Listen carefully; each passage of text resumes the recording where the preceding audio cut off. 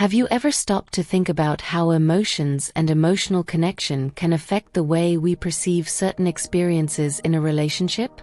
Sometimes, feelings of discomfort or aversion can be signs of something deeper that needs to be explored and understood. Allow me to share a story that highlights the importance of mutual respect, communication, and understanding in transforming intimacy in a relationship. In a coastal town in California, known for its sunny beaches and gentle breeze, there was a charming community called Seabrook.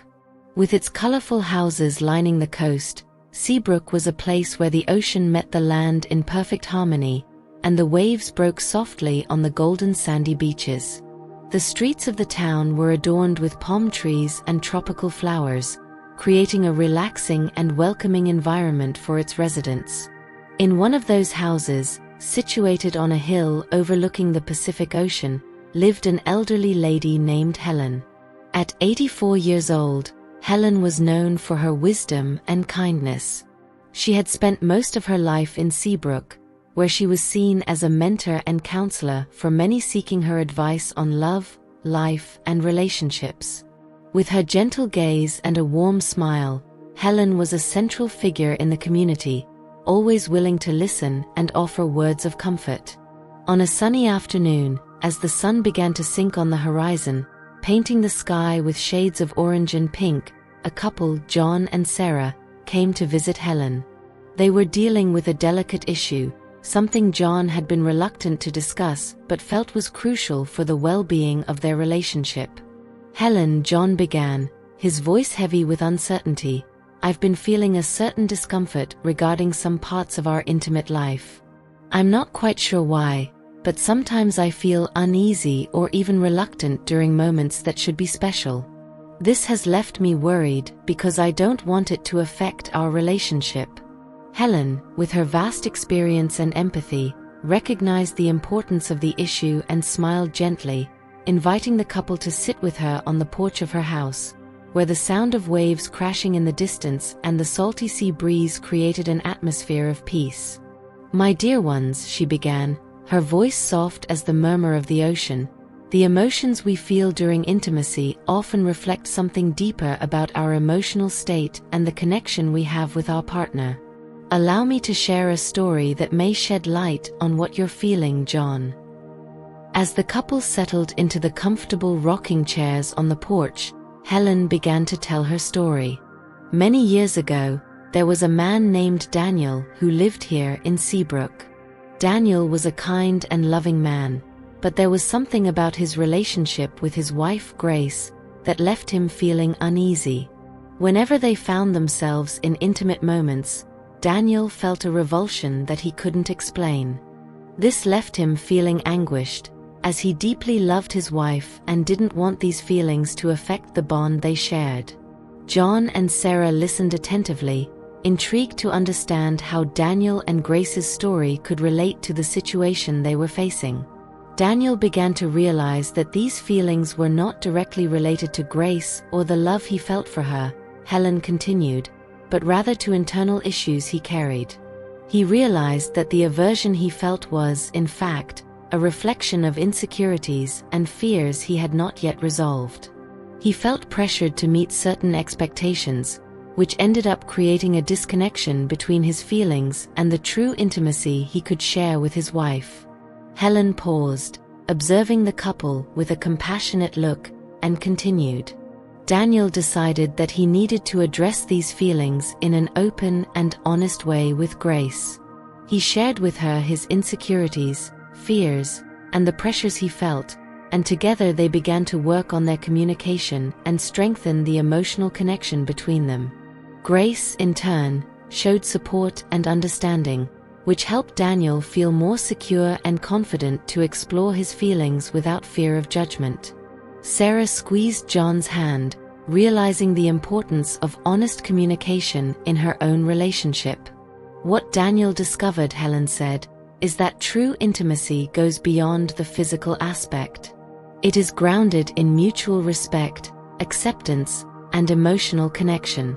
By addressing his feelings honestly and working together with his wife, Daniel was able to overcome his insecurities and build a stronger, more fulfilling relationship. He realized that by taking care of his emotions and mental health, he could open himself up to a more genuine and enriching experience of intimacy. John began to reflect deeply on his own emotions, realizing that perhaps the discomfort he felt was not directly related to the act itself, but rather to deeper aspects of his emotional and mental state. "Helen," he said, "I think I've never thought about it from this perspective before. Maybe what I need to do is connect more with my emotions and understand where this discomfort comes from, so that I can work on it with Sarah by my side." Helen smiled, satisfied with John's insight. "You're on the right path, John. When we allow ourselves to explore our feelings and share our vulnerabilities with our partner, we create a space of trust and mutual understanding. This is the foundation of any solid and healthy relationship. Remember that respect, open communication, and a willingness to understand and support one another are essential for love and intimacy to truly flourish." In the days that followed, John and Sarah began to practice more open and honest communication. They dedicated time to talk about their feelings, insecurities, and desires, creating an environment of mutual support. John realized that by dealing with his own emotions and working with Sarah to strengthen their emotional connection, he began to feel more comfortable and confident in their moments of intimacy. Over time, as they walked together along the beach, feeling the soft sand beneath their feet and listening to the sound of the waves gently breaking, John and Sarah noticed that their relationship had reached a new depth. They discovered that true well-being in a relationship lies in the ability to connect emotionally, to respect each other's needs, and to grow together.